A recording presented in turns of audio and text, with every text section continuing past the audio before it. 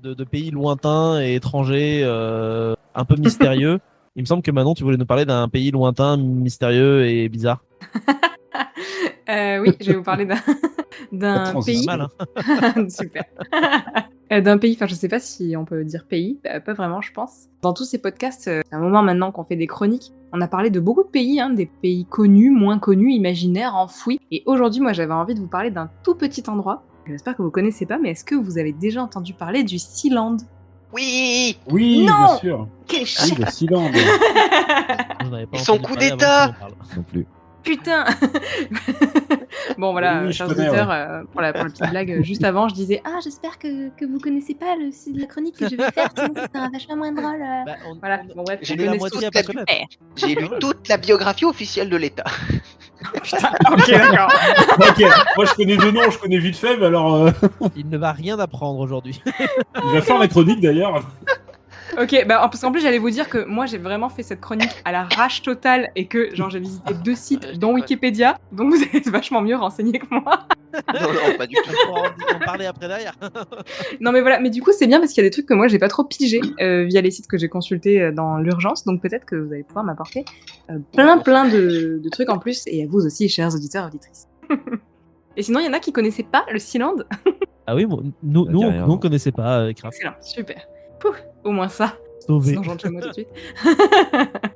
Alors moi, je suis pas du tout une tête en géographie et encore moins en géopolitique, mais je connaissais pas du tout, pour le coup. Mais on parlait tout à l'heure de culture internet. Est-ce que c'est via ça que vous connaissez peut-être un peu, les gars ?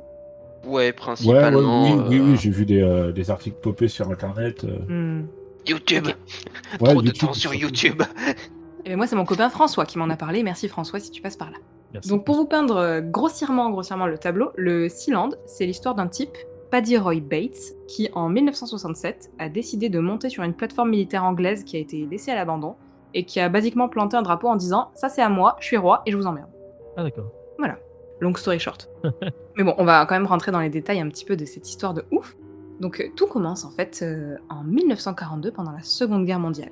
En fait, il y a un bateau de la flotte anglaise qui est nommé Fort Roth, je sais pas comment on le prononce, Fort Roux, en prononciation française très mauvaise, qui N'hésitez est pas à faire un tour pour aller regarder notre épisode spécial prononciation compliquée. bien sûr que je n'ai pas encore C'est monté, l'épisode mais c'est des prévu. pubs. C'est un épisode publicité en fait. Et du coup, notre fort, il est construit au large des côtes de l'Angleterre, sous la forme de ce qu'on appelle un fort Maunsell, je sais pas, pareil, voilà, encore une fois les prononciations de merde. En gros, ces forts-là, c'est des petites tours fortifiées marines qui sont construites au niveau de l'estuaire de la Tamise et de la Mersey. Durant la Seconde Guerre mondiale, en fait, elles ont pour fonction de protéger le Royaume-Uni contre toute invasion allemande. Jusque-là, plutôt une bonne idée. Oui. La partie basse de Fort Roth, donc celui qui nous intéresse, en fait, elle a été immergée intentionnellement. Et donc aujourd'hui, il reste plus que 2 grosses tours qui sont surmontées d'une plateforme d'environ 550 mètres carrés, qui à la base devait servir à soutenir d'autres élévations, mais qui en fait n'ont jamais été construites. Donc la fonction originelle de ce fort, c'était d'abriter une batterie de lutte anti-aérienne, et en fait, la plateforme a été occupée quand même par 150 à 300 membres de la marine royale pendant le conflit de la Seconde Guerre mondiale. Mais bon, après ça, elle servait plus à grand chose, donc en fait l'armée a abandonné le fort, complètement laissé à l'abandon la plateforme, ainsi que les autres forts Maunsell, à la fin des années 50, et tout le monde a un petit peu oublié leur existence, vaguement.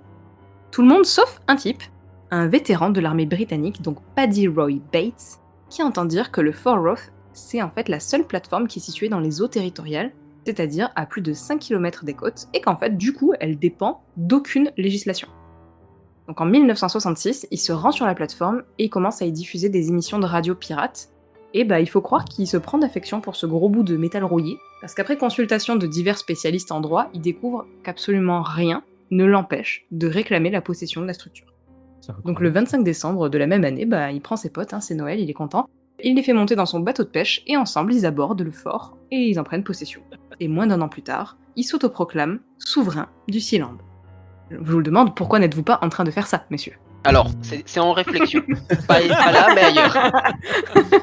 Alors, ça a l'air parfaitement inoffensif comme ça, parce que c'est assez rigolo, mais je pense que les Anglais ils ont moyen aimé qu'il y ait un type qui se proclame roi sur leur plateforme militaire à moins de 5 km de leur côte. D'ailleurs, ils ont pris soin de démolir les autres forts au cas où enfin, certains autres forts qui étaient trop proches. Voilà, au cas où si ça devait arriver. Il y aurait eu des guerres entre forts après. Mais non, mais attends, tu ne crois pas si bien dire. Ah merde.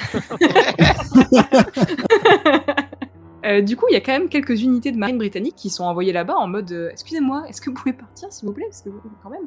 Mais bon, à peine ils entrent dans les eaux territoriales, il y a Michael Bates, le fils de Roy, et donc le prince du Sealand, qui tire quelques tirs de sommation tout proches.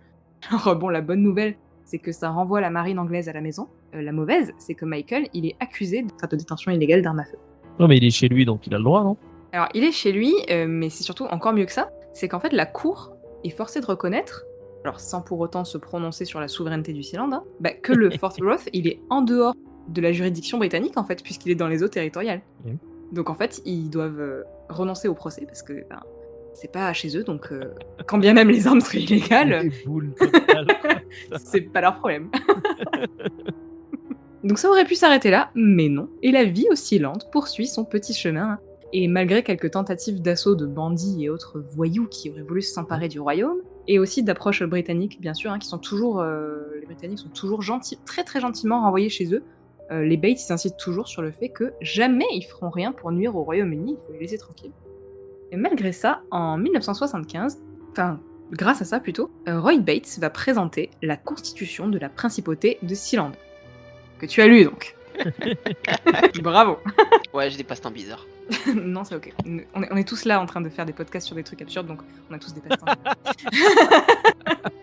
Du coup, cette constitution, elle est rédigée par son premier ministre, Roy Bates, qui s'appelle Alexander, encore une fois, prononciation approximative, Aschenbach, un Allemand. Ni plus ni moins. Après, je crois que ça dépend véritablement de la juridiction et de l'accent qu'on a par le pays en question. Donc, si ça se trouve, mais vu que c'est dans les eaux territoriales, on va dire que... On peut dire ce qu'on veut. On n'est pas dans les eaux territoriales, justement. Voilà, c'est pas dans les eaux territoriales, pardon. Avec cette constitution arrive un drapeau, une hymne nationale, des timbres, une monnaie, le dollar de Sealand, des passeports, et on a même une devise nationale qui est « From the sea, freedom », donc « depuis la mer, liberté ». Ils sont combien? Ils sont combien? Ils sont pas très nombreux. Ils sont genre 5. Tu vois, passer à un aéroport avec ton passeport du Sealand, les gens ils doivent te regarder. Je sais pas si vous avez regardé la photo de la plateforme. Ouais, non, c'est génial. Ça une espèce fait de 15 vieux mètres truc carrés. collé. Ah, c'est un loft, hein. Les mecs, ils vivent sur un loft. Au début, quand mon pote m'en a parlé, j'étais là, ah ouais, ça a l'air trop stylé. J'ai regardé la photo, j'étais là, ah, bon, écoute, voilà, chacun sa plateforme. Quoi qu'il en soit, 3 ans plus tard, le premier ministre, donc, Aschenbach, qui avait sûrement bien le seum de pas être roi, et qui surtout voulait empêcher Bates de transformer la plateforme en casino de luxe, il décide de faire un sale coup. C'est là que commencent les incroyables aventures. Un coup d'état sur un truc qui fait... Oui. Vas-y, ok. Donc en fait, le roi et sa femme, à ce moment-là, sont approchés par des marchands de diamants allemands et néerlandais, et ils sont invités en Autriche pour discuter d'une proposition d'accord de business. Mais en fait, quand ils arrivent au rendez-vous, ils trouvent personne, et ils comprennent assez rapidement qu'ils se sont fait niquer la gueule. Voilà. En fait, Aschenbach les a éloignés afin de capturer le prince Michael. Mais bon, ça, à ce moment-là, ils le savent pas, parce qu'en fait, y a pas de téléphone ni de radio sur le Sealand.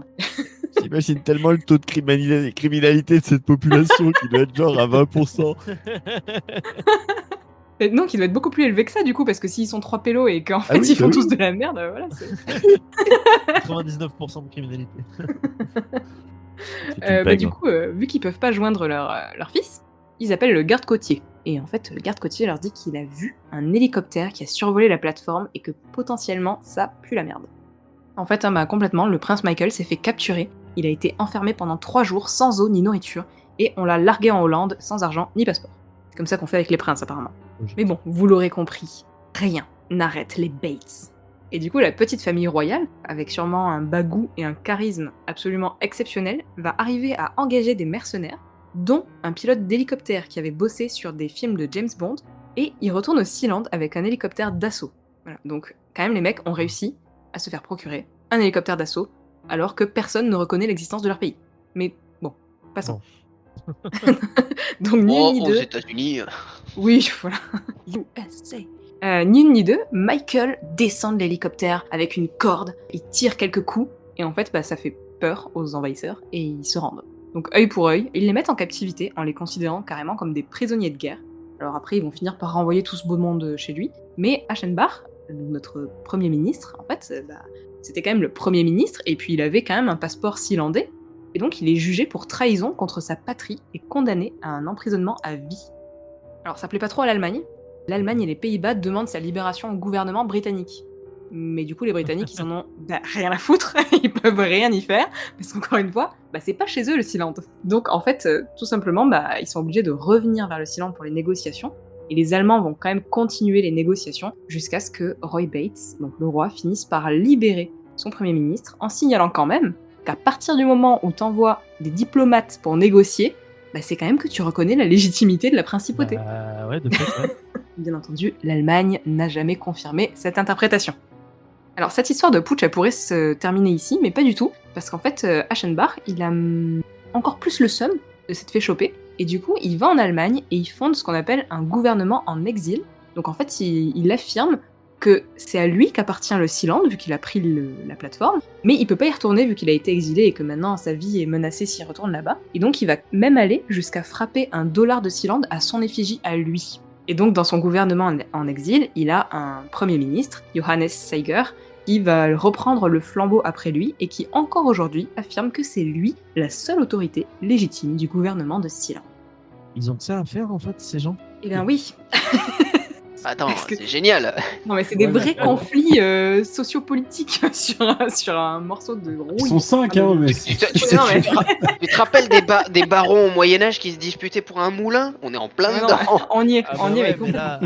surtout, mais putain, mais personne n'a envie d'y aller sur ce truc. Enfin, moi, j'ai pas envie d'y Et en aller plus, sur c'est ça. moche, quoi. Alors, Mais c'est affreux, y a rien. C'est laid. Franchement, oui et non. Ça dépend honnêtement, ça dépend franchement ce que t'en fais. Si le mec avait par exemple fait ce qu'il pensait au départ, c'est-à-dire un casino de luxe, on se serait retrouvé comme dans James Bond avec un casino qui a un micro-état Ouais, en c'est ça. pleine mer. Là, je te laisse imaginer le scénar. On est Las d'accord qu'en Vegas. termes de scénar de James Bond, il n'y a pas mieux.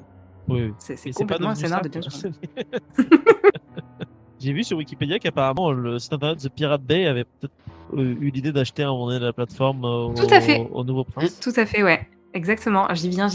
En 1987, le Royaume-Uni décide d'étendre ses eaux territoriales à 12 000 marins et ainsi, ils englobent le Fort Roth. Mais miroir, le Sealand déboule en mode « Ah non, c'est nous qu'on a fait ça hier ». Donc nous, on a étendu nos eaux territoriales, donc vous êtes dans nos... Enfin, voilà. Manque de chance, les doctrines juridiques du Royaume-Uni font que la plateforme est aujourd'hui bel et bien considérée comme faisant partie du Royaume-Uni et même du comté de l'Essex. Mais pour autant, les Anglais restent étonnamment chill avec la situation, et la politique des Anglais semble d'être de ne rien faire, et de laisser un petit peu le Sealand poursuivre sa petite vie. Ils vont attendre qu'ils meurent tous et puis... J'ai l'impression que c'est un peu ça. Donc encore une fois, l'histoire de la principauté du Sealand poursuit son cours. En 1999, il y a Roy qui abdique et qui laisse sa place au prince Michael, qui gouverne depuis. En 2006, malheureusement, il y a un incendie qui se déclare sur la plateforme. Je vous laisse imaginer, 500 mètres carrés, Ouais. ça va assez vite. Ce qui oblige les autorités locales à quitter le pays. Et là, donc, on vient à cette histoire de Pirate Bay. Donc, un an plus tard, la presse va annoncer la vente de la plateforme pour 10 millions de livres. Donc, ça a bien été mis en vente par le roi. Mais Michael dit que... Enfin, il met en vente ça, mais il dit rien sur les droits qu'aura le nouveau propriétaire sur la principauté. En gros, il parle pas du tout de céder le pouvoir à qui que ce soit. Il veut juste vendre Oui, le bousin. Et donc, en fait, c'est là que le site The Pirate Bay, donc pour ceux et celles qui ne connaissent pas, c'est un site de téléchargement de torrents. Voilà, c'était jadis, un peu. Il va lancer une collecte de fonds pour racheter la plateforme afin d'y placer tout simplement ses serveurs. Mais en fait, la vente échoue parce que Michael, il est en mode excusez-moi, vous êtes des criminels, je ne vous vends pas mon pays. Voilà. Mais bon, quand même, il se dit que c'était pas trop con comme idée et que c'était mieux qu'un casino ou qu'un centre de service de renseignement communiste. Donc en 2010, Michael décide de faire de Sealand un paradis internet extraterritorial. Je ne sais pas trop ce que ça signifie, mais c'est comme ça que c'était indiqué. En gros, juste un endroit où il pourrait louer l'espace pour abriter des serveurs informatiques. Alors on se demandait combien de personnes habitaient là-bas. Depuis 2019, le Guardian est le seul habitant de la principauté. Il doit se faire chier comme un énorme rat mort. Oui, c'est-à-dire Mais qu'il vit même pas là-bas, quoi. C'est... J'espère qu'il a raccordé la fibre, hein, parce que c'est vraiment n'importe quoi. Avec tous ses Ou- ou serveurs, qu'il a un j'espère pa- quand même qu'ils lui ont filé Et là- au moins la 5G, le mec. Là, quand même, c'est assez magique. Ils ont eu 2 fois l'occasion d'avoir un scénario de James Bond. Le premier, c'est avec Casino Royale, et le deuxième, quand même, avec la République Pirate. Ouais. Non mais complètement. La République J'avoue que- Pirate de Sealand, dites-moi pas que ça fait pas rêver. Ça aurait Non, été mais c'est stylé. incroyable. Ça aurait été grave stylé. C'est incroyable, c'est incroyable. En plus, ils ont bossé avec un pilote d'hélico de James Bond, là, tu crois pas qu'ils avaient des contacts, les mecs? C'est vrai, putain. Alors, Hélicoptère de combat. Quand bien même, hein, malgré toutes ces aventures, et bien que de vrais passeports aient été accordés aux résidents de la principauté, bien que de vrais timbres aient été acceptés par la Belgique sans taxation, malgré toutes les considérations géopolitiques, les procès, les négociations diplomatiques, et ben en fait, qu'une nation des Nations Unies n'a jamais reconnu l'existence de la principauté de Sealand. Elle est donc aujourd'hui ce qu'on appelle une micronation. Donc en fait, c'est une entité territoriale ou extraterritoriale qui est créée par un petit groupe de personnes et qui prétend au statut de nation indépendante, mais qui en fait n'est pas reconnue par les nations officielles. La différence d'une micronation avec un micro-État, comme le Vatican ou l'Andorre par exemple, bah, c'est que eux, ils sont reconnus par les nations officielles. Alors qu'est-ce qui fait qu'on reconnaît ou qu'on reconnaît pas? Il y a beaucoup de considérations politiques différentes, ça dépend selon les pays, etc. Il y a beaucoup de zones de flou également, parce que c'est dans les eaux extraterritoriales, etc. Franchement, la page Wikipédia est assez bien référencée, même si elle n'est pas très complète, donc n'hésitez pas à aller fouiner. Moi, je voulais juste vous parler un petit peu de l'existence de ces micronations et surtout de cette histoire de film d'action, qui est l'histoire de la principauté du Sealand. Voilà. c'est fou. Bah, merci Après- beaucoup, Manon.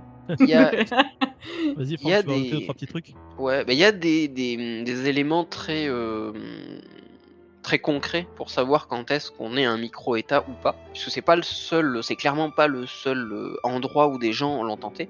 La difficulté pour créer un État, c'est qu'il faut pouvoir disposer d'un territoire, il faut pouvoir disposer d'une représentation diplomatique, et il faut pouvoir le défendre. Basiquement, c'est les 3 prérequis pour pouvoir décréter qu'on a un État. C'est un territoire, une armée / une population, et des gens qui le reconnaissent. C'est pour ça qu'ils y étaient presque, les cons. Et ils y sont presque. Et c'est là où le Sealand est assez impressionnant, parce que techniquement parlant, le Sealand a le potentiel réel pour devenir un État. Plus maintenant, parce qu'avec les serveurs, il n'y a plus la place que personne n'y habite. Mais c'est pas le seul endroit sur la planète, puisqu'il y a quelques très rares endroits dans lesquels il y a des gens qui l'ont testé. Il y a un espace entre l'Égypte et le Soudan. Oui, j'ai lu, ouais. Mais bon, c'est un désert où il fait combien 49 degrés à l'ombre, Merci, en non, sachant qu'il n'y merci. a pas d'ombre, puisqu'il n'y a pas Oui. de végétation, il n'y a pas de vie en fait. C'est l'un des endroits les plus morts de la planète. Vous savez qu'il y a, il y a une république qui n'est pas reconnue, mais du côté de la France. Laquelle Oui, il y en a 2 même. La République du Sauget. Oui, Je l'avais vu il y a genre il y en 10 a ans. 2. Quand j'étais gosse, il y avait eu comment ça s'appelle, un reportage. À la base, je crois que c'était un truc pour se marrer. Et en fait, ils sont pas mal, hein, quand même, mine de rien. Carrément, Je sais il y en a plus une combien autre, ils mais sont, j'ai oublié. République Laquelle libre du c'était Sauget Après- depuis 47. disons que la différence c'est que le Sealand, et il y en a une autre, alors, peut-être juste après si on en discute, mais c'est que le Sealand a vraiment le potentiel réel pour devenir un État. Après, il l'avait. La problématique c'est que la loi internationale a changé, parce qu'il y a eu l'effet Sealand, et il y a eu 2 autres éléments qui se sont passés dans la même temporalité. Le premier, c'est en Italie, un type qui avait créé une espèce d'île artificielle flottante sur lesquelles les gens venaient faire la fête, et qui avait décrété que c'était un pays, un peu à la Golden Globe pour ceux qui connaissent la BD. Et ça a créé un bordel administratif monstre, parce que je vous laisse imaginer globalement une grosse villa flottante qui permet de faire des grosses soirées à genre 2 km de la côte italienne. Il y a un petit souci au niveau législation, tout ce qui est alcool, tout ce qui est voilà, hein. Il y avait tout un reportage, je sais plus sur quelle chaîne il était, le reportage, chaîne de radio. Je sais pas, c'est pas France Inter ou France Culture, sur cette tentative de mini-État un peu dans le même style en Italie, qui pour le coup a été arrêté parce que l'île en question n'existe plus. Et l'autre évidemment, c'est les Spratley en mer de Chine du Sud, qui ont un petit peu le même truc, c'est-à-dire c'est des petits îlots de sable qui sortent pour certains qui sortent de 1 mètre. Hein. Il y a des endroits, c'est vraiment, il y a, tu vois les photos, enfin vous pouvez chercher les photos, hein, il y a un banc de sable qui doit faire 50 mètres de long. Voilà. Je trouve ça trop drôle, franchement. Alors, ça serait drôle si le Vietnam, les Philippines, la Malaisie, l'Indonésie, Taïwan et la République populaire de Chine n'avaient pas décidé de se battre pour le contrôle des eaux territoriales qui, du coup, Ouais, moins chill tournent que les Anglais. un peu beaucoup moins chill, puisque chacune de ces îles est ultra militarisée. En fait, elles sont même connues comme l'un des moments de bétonisation absurde de l'humanité, puisque notamment les Chinois bétonisent au maximum ces îles pour y créer de véritables aérodromes militaires, juste pour pouvoir établir sa présence dans la région par la force. Oui, coucou, je suis là, barrez-vous. Ouais, et même plus que ça, puisqu'il y a des véritables petits assauts. Il y en avait eu un, je crois, entre Taïwan et... Parce que Taïwan aussi, il y a encore, c'est assez hallucinant, l'un des derniers bastions du nationalisme chinois se trouve sur des bancs de sable en mer de Chine du Sud.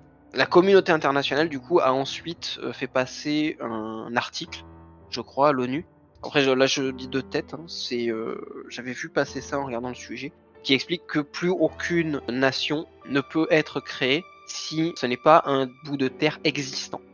Autrement dit, à partir depuis, je sais plus, ça a 10 ans ou 20 ans, on ne peut plus créer un îlot artificiel et décréter, comme Sealand, que c'est un État. C'est plus possible. Donc Sealand a vraiment dans le dernier quart de ce qui est faisable pour créer un État. Le seul autre endroit en dehors du triangle de je ne sais plus comment il s'appelle entre l'Égypte et le Soudan qui est pas vraiment chouette. Mais le deuxième, c'est entre la Croatie et la Serbie. C'est pas si loin de chez nous, parce que la Croatie et la Serbie partagent une frontière le long du Danube, un fleuve qui a changé plusieurs fois de cours le long de son histoire, et ils sont pas d'accord sur la frontière officielle. Les Serbes expliquant que c'est le cours actuel du Danube, les Croates expliquant que c'est l'ancien cours du Danube. Ah, c'est l'histoire du Mont-Saint-Michel avec les Bretons et les Normands. Ouais, c'est ça, avec vachement plus de Slaves énervés. Ouais, c'est ça. Et de Kalachnikov. L'ambiance, c'est pas la même, quoi. Ouais, c'est Voilà. ça. Bon, les Bretons sont un peu agressifs, mais rien à voir. C'est-à-dire qu'ils sont agressifs, mais ils sont agressifs en demi-sel, donc c'est... Ils sont pas agressifs en 752, tu vois. On vous adore, les Bretons, on vous adore. Vraiment. Premier, on mange pas de Bordeaux. Et du coup, il y a une série de bandes de terre entre la Croatie et la Serbie qui, d'après le droit international, n'appartiennent à personne, et donc n'importe qui peut y aller prendre un drapeau. Et c'est ce qu'on fait des mecs, ça s'appelle le Liberland. D'ailleurs, en fait, ils sont pas les seuls, puisque de tête, il y en a aussi plusieurs autres qui avaient fait le même trajet pour aller se prendre en photo avec leur drapeau sur le truc. Le fait étant que personne n'occupant réellement le terrain, puisqu'il s'agit d'une zone de bois marécageux en bord du Danube. Bon, le potentiel économique est pas ouf, hein, surtout à la frontière avec la Serbie. Mais techniquement, si demain vous décidez que vous pétez un câble, ça a été une fois mon cas, j'ai un peu déliré là-dessus. Si vous voulez péter un câble, on peut aller fonder un royaume au bord du Danube. Il y a un terrain sur lequel c'est faisable. C'est ton appel, Franck. Ah mais moi j'ai déjà les camions, les parpaings, tout est chargé. Hein. Là alors vous rigolez, mais du coup j'ai fait des... Après peut-être on peut parler d'autre chose si vous voulez. Mais j'avais fait les calculs, parce que je suis complètement délirant dans ma tête. Donc j'avais fait plein de calculs, et l'enclave en question est un peu plus grande, si je me rappelle, que Gibraltar. Donc techniquement il pourrait y avoir, dans un état comme celui-ci, avec une densité de population similaire, il pourrait quand même avoir un état de près de 30 000 habitants. Ah mais ça va. Ouais, c'est pas mal en vrai. À côté du Sealand, tout paraît... Tout paraît immense, hein, voilà. Finalement. Donc c'est assez impressionnant. Moi ça m'impressionne aussi, pareil, qu'il n'y ait aucun milliardaire ou quoi qui se soit dit tiens, je vais aller construire un petit état technocratique. Parce que notre vie est moins fun que dans James Bond, en fait, je pense. Ouais, mais ça, c'est vrai après qu'aucun milliardaire n'a décidé d'être Batman. Donc. Non, mais puis au lieu d'aller dans l'espace, là, les gars, allez coloniser les trucs qui servent à personne. Ouais, hop. Bon, après, il y a aussi potentiellement le fait que si demain il y a une ville de 30 000 habitants super riche, parce que bon, pas se mentir, si ça se montait, ce serait forcément plutôt des cadres CSP+ que des immigrants du Bangladesh. Il y a de fortes chances que du coup la Croatie change de point de vue et se dise que finalement. Oui, je pense que c'est peut-être mieux pas y aller en fait. on va se dire ça. Merci à vous du coup, merci à toi Manon pour ta chronique, merci à toi Franck pour les informations. Oui, merci beaucoup d'avoir complété tout ça. Supplémentaires. Si ce petit instant passé en notre compagnie vous a plu et que vous avez envie d'en passer d'autres avec nous, eh bien n'hésitez pas à vous abonner, mettre un petit pouce bleu, partager la vidéo ou encore nous suivre sur les réseaux sociaux. Sachez que vous pouvez aussi écouter cet épisode dans son entièreté et pour cela vous n'avez qu'à vous rendre dans la description de la vidéo. Je vous dis à très bientôt pour à nouveau écouter un petit peu de tout et surtout un petit peu de rien.